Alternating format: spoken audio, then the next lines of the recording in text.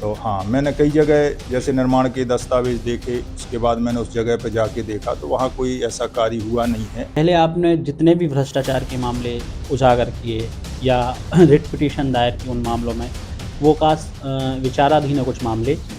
उस समय भारतीय जनता पार्टी के यहाँ विधायक हुआ करते थे, भारतीय जनता पार्टी की सरकार थी। ये इतना बड़ा घोटाला है कि शहरवासी चौंक जाएँगे कि उनके हक का जो पैसा लगना चाहिए था शहर में। मतलब आपका आरोप ये है कि निर्माण कार्य धरातल पे नहीं है नहीं, और कागज़ों में पूरी तरीके से हैं। बिल्कुल। और तो उनके भुगतान भी उनके हो गए हैं, उसी समय में हो गए थे। इसमें दोषी किसको मानते हैं आप? अब फिलहाल तो जब प्रशासक कलेक्टर महोदय थे, पहले दोषी तो वो ही माने जाएँगे कि जब धरातल पे काम नहीं हो रहा है तो भुगतान कैसे होते रहे। और दूसरी दोषी हैं सीएमओ मैडम, जो उस समय रीता कैलासिया हुआ करती थी। प्रशासन का पूरा सहयोग उसमें इन लोगों को प्राप्त हुआ है और जिनको प्राप्त हुआ है उनके नामों के खुलासे भी बहुत जल्दी करूँगा। आमिर जी, मामले 2-3 नहीं हैं, मामले करीब बहुत सारे हैं, लगभग 50 मामले। अब विधायक कांग्रेस के हैं, भारतीय जनता पार्टी की सरकार है। कितनी उम्मीद है कि ये आप जो घोटाला खोलने वाले हैं, आप जो आरोप लगा रहे हैं कि ये जो बड़ा भ्रष्टाचार है, 50 से ज़्यादा ऐसे प्रकरण हैं जहां फर्जी भुगतान हुए लेकिन निर्माण कार्य नहीं हुए।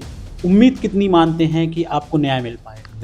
नमस्कार, मैं हूं आपके साथ आमिर और अब देख रहे हैं द भारत। इस वक्त मेरे साथ मौजूद हैं कांग्रेस नेता आलोक चतुर्वेदी जी। आलोक जी, एक बार लंबे समय बाद आपसे चर्चा का अवसर मिला है, आपने बुलाया है।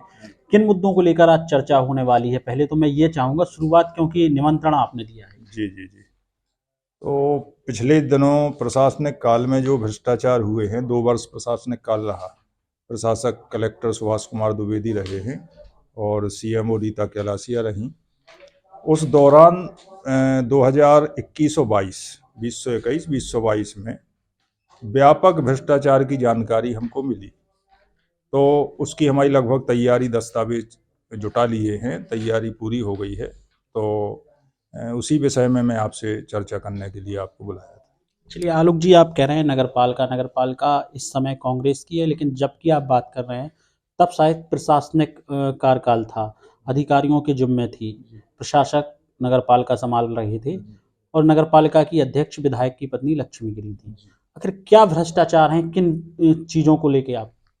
आमिर जी, क्या है कि कुछ ऐसे मामले संज्ञान में आए हैं कि जैसे निर्माण कार्य हुए, बड़े बड़े निर्माण कार्य हुए हैं शहर में, लेकिन वो केवल दस्तावेजों में हुए हैं, धरातल पे देखने को नहीं मिल रहे हैं। अच्छा। तो हाँ, मैंने कई जगह जैसे निर्माण के दस्तावेज देखे, उसके बाद मैंने उस जगह पे जाके देखा तो वहाँ कोई ऐसा कार्य हुआ नहीं है और भुगतान बाकायदा हुआ है, दस्तावेजों में निर्माण हो गया है। मतलब आपका आरोप ये है कि निर्माण कार्य धरातल पे नहीं है नहीं हुए। और कागजों में पूरी तरीके से हैं। बिल्कुल। और तो उनके भुगतान भी? भुगतान भी उनके हो गए हैं, उसी समय में हो गए थे। ये जानकारी तो काफ़ी लेट मिली है, 21-22 में हो गए थे, जब हमारी नगर पालिका परिषद कांग्रेस की बनी, उससे पूर्व का ये मामला है। अच्छा। जी। कितना बड़ा घोटाला है ये? ये अब इसका खुलासा मैं बहुत जल्दी पत्रकार वार्ता बुलाऊंगा और आपके समक्ष रखूंगा इसको। ये इतना बड़ा घोटाला है कि शहरवासी चौंक जाएंगे कि उनके हक का जो पैसा लगना चाहिए था शहर में, उसको मतलब करोड़ों रुपए में है, तो उसको इस तरह से बंदरबाट करके खा लिया गया है। और प्रशासन का पूरा सहयोग उसमें इन लोगों को प्राप्त हुआ है और जिनको प्राप्त हुआ है उनके नामों के खुलासे भी बहुत जल्दी करूंगा मैं। आलोक जी, प्रेस कॉन्फ्रेंस होगी वो तो तब की बात है, लेकिन आज आप हमसे चर्चा कर रहे हैं। मैं ये जानना चाहूँगा और लोगों तक भी ये पहुँचाना चाहूँगा कि आखिर जिन आरोपों को आप लगा रहे हैं, उनमें कोई उदाहरण तो होंगे भाई। उदाहरण के तौर पे तो आप बता ही सकते हैं कि क्या ऐसे 2-3 पॉइंट हों जो भ्रष्टाचार उजागर आप कर रहे हो? जी, आमिर जी, मामले 2-3 नहीं हैं, मामले करीब बहुत सारे हैं, लगभग 50 मामले ऐसे हैं।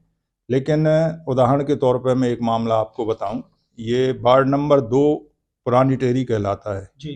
तो ये जरिया के मजरा से गुलाब सिंह चबूतरा तक सीसी रोड का निर्माण कार्य हुआ था। अच्छा। उसी समय में हुआ था। हाँ, और उसका भुगतान भी बाकायदा हो गया था, लेकिन वहां जाकर देखा तो धरातल पे कोई निर्माण नहीं है, 1 इंच का भी काम नहीं हुआ है। मतलब आपका सीधा आरोप है कि काम तो हुआ नहीं और पैसा निकाल लिया पैसा गया। निकाला गया, करोड़ों की राशि का बंदरबाट हुआ है, थोड़ा बहुत नहीं है मामला, बहुत लंबा मामला है और इसका खुलासा भी करना है हमको। अच्छा, अभी आप खुद के वार्ड की बात कर रहे थे कि आपके वार्ड में जहाँ आप रहते हैं आपने वहाँ वॉच किया हाँ कि किसी रोड का जो है पैसा निकाल लिया गया, हाँ पर वहाँ पे रोड नहीं। हाँ, वो लगभग 40 से 50 लाख का काम है वो वहाँ का, वार्ड नंबर 18 का।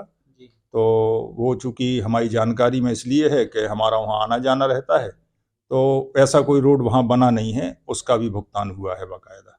इसमें दोषी किसको मानते हैं आप? अब फिलहाल तो जब प्रशासक कलेक्टर महोदय थे तत्कालीन, तो उनके बिना सहमति या बिना मर्जी के तो ऐसा कुछ होना संभव नहीं था।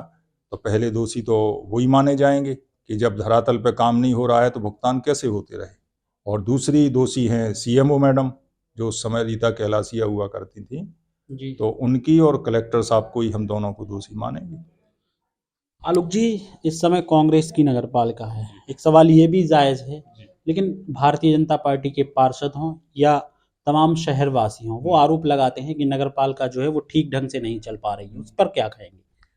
अब अभी वर्तमान में अध्यक्ष महोदय का मैंने काम देखा या हितग्राहियों से भी पूछा है कि भाई किस तरह से काम हो रहे हैं इस समय नगर पालिका में। तो उनका कहना ये है कि जैसे हम, ये आवास वाला मामला है, कुटीर के किस्तें आती हैं समय समय पे, तो उन लोगों का कहना ये है कि जब हम जाते हैं तो अध्यक्ष जी स्वयं अपने चैम्बर में बुला के और हमारी राशि डालने के लिए लिखते हैं।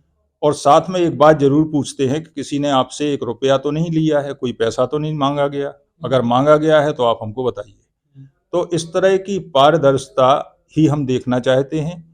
हमारा, एक वो कहते हैं कि मेरा मकसद हंगामा खड़ा करना नहीं है, मेरा मकसद ये है कि इस शहर की तस्वीर बदलनी चाहिए। शहर को भ्रष्टाचार मुक्त करना है।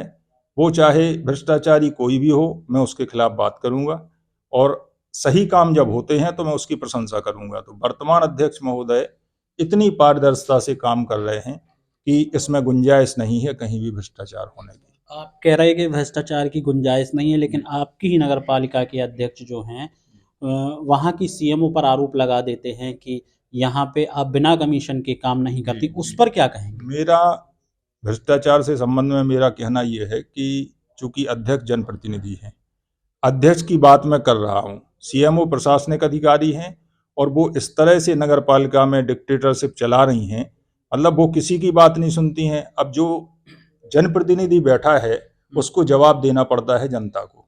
जनता के जब काम नहीं होंगे तो वो सीएमओ से कहेंगे, स्वाभाविक है। और सीएमओ उसके बाद भी काम नहीं करेंगी, और जब पता लगेगा कि ये बिना पैसे के या बिना लेन देन के कोई काम नहीं कर रही हैं, तो अध्यक्ष की जिम्मेदारी है, चूंकि नगर के प्रति वो जवाबदार हैं, उनकी जिम्मेदारी है कि वो उस व्यवस्था को सुधारें और ऐसे भ्रष्ट अधिकारियों को यहाँ से तबादला करें। और अगर तबादला नहीं होता है तो आने वाले समय में इस सिस्टम को सुधारने के लिए, प्रशासनिक सिस्टम को सुधारने के लिए, हम लोग कांग्रेस पार्टी के लोग आंदोलन भी करेंगे। भले ही परिषद हमारी है, लेकिन उसके बाद भी किसी की इस तरह की अफसरशाही या डिक्टेटरशिप हम लोग नहीं बर्दाश्त करेंगे। हम लोग जनता के प्रति जवाबदार हैं। एक सवाल मैं और करना चाहूँगा। पहले आपने जितने भी भ्रष्टाचार के मामले उजागर किए या रिट पिटीशन दायर की उन मामलों में, वो विचाराधीन है कुछ मामले। उस समय भारतीय जनता पार्टी के यहाँ विधायक हुआ करते थे, भारतीय जनता पार्टी की सरकार थी, लेकिन अब विधायक कांग्रेस के हैं, भारतीय जनता पार्टी की सरकार है। कितनी उम्मीद है कि ये आप जो घोटाला खोलने वाले हैं, आप जो आरोप लगा रहे हैं कि ये जो बड़ा भ्रष्टाचार है, 50 से ज़्यादा ऐसे प्रकरण हैं जहां फर्जी भुगतान हुए लेकिन निर्माण कार्य नहीं हुए, उम्मीद कितनी मानते हैं कि आपको न्याय मिल पाएगा? देखिए आमिर भाई, हमारे जो माननीय विधायक जी वर्तमान में जो चुने गए हैं, वो 1982 से लगातार राजनीति में हैं, सक्रिय हैं, कई बार विधायक बने हैं, अभी 5वीं बार विधायक बने हैं। उनके कार्यकाल पे कभी किसी ने उंगली नहीं उठा पाई कि किसी प्रकार का भ्रष्टाचार हुआ हो या किसी प्रकार का उनकी जानकारी में कोई ऐसा काम हुआ हो जो नहीं होना चाहिए।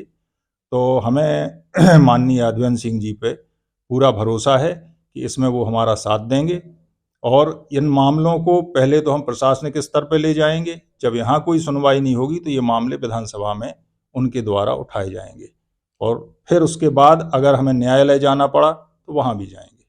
तो आपका आरोप यही है कि बड़ा भ्रष्टाचार है। जी। खुलासे कब तक? खुलासे बहुत जल्द, 2-3 दिन में सारे खुलासे कर दिए जाएंगे और आपके समक्ष सब आ जाएगा।